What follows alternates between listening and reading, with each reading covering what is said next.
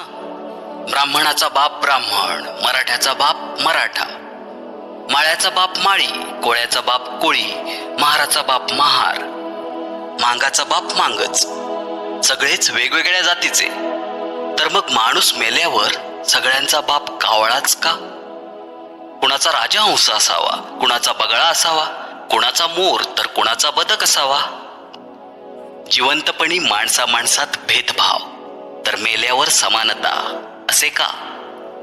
कोणी रचला हा ढोंगीपणा? मी छत्रपतींवर कविता लिहिली, लोकांनी मला फोन करून विचारलं, तुम्ही मराठा आहात का? मी बाबासाहेबांवर कविता लिहिली, लोकांनी मला फोन करून विचारलं, तुम्ही बौद्ध आहात का?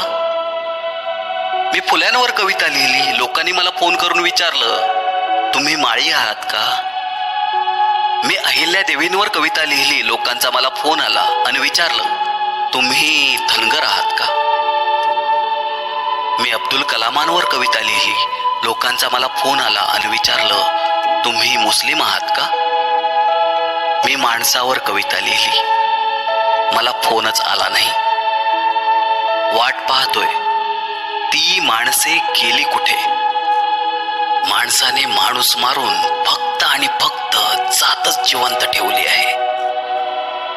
मात्र इथेही मनात प्रश्न उभा राहतो, तो हा की जी गोष्ट मनातून जात नाही ती जात की आणखीन वेगळी कोणती?